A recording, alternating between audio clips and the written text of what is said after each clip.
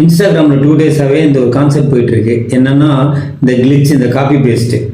ஓகேங்களா, தயவு செஞ்சு அதை யாரும் ஃபாலோ பண்ணாதீங்க. அது என்னன்னு நான் சொல்கிறேன்.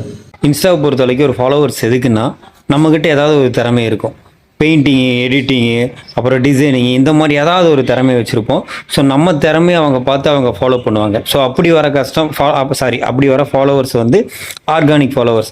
இந்த மாதிரி ஆர்கானிக்காக வரவங்க வந்து எப்படின்னா, நம்ம என்ன பண்ணாலும் லைக் பண்ணுவாங்க, நம்மளே ஃபாலோ பண்ணுவாங்க. ஓகேங்களா, அந்த காப்பி பேஸ்ட் மூலிமா வரவங்க வந்து ஏன் வராங்க, எதுக்கு வராங்கன்னே தெரியாது. அவங்க பார்க்க மாட்டாங்க, எதுவுமே பண்ண மாட்டாங்க.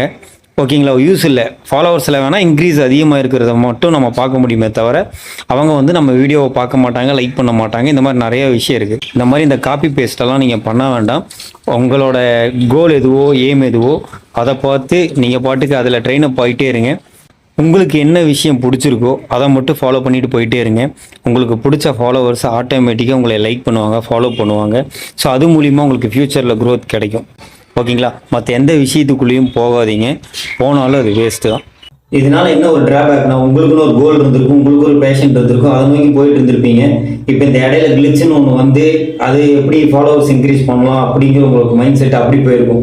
ஸோ இதை ஸ்டாப் பண்ணிவிட்டு நீங்கள் அதை ஃபாலோ பண்ண ஆரம்பிச்சிருப்பீங்க. ஓகேங்களா, அதனால 10 பைசாவுக்கு பிரயோஜனம் இல்லை. உங்களுக்கு எது பேஷனோ, கோல் என்னவோ அதை நோக்கி போங்க. நீங்கள் கொடுக்குற அவுட்புட்டு பெஸ்ட் அவுட்புட்டாக கொடுங்க. கண்டிப்பாக உங்கள் ஃபாலோவர்ஸ்க்கு பிடிக்கும். ஃப்யூச்சரில் ஒரு க்ரோத் கிடைக்கும். All the best.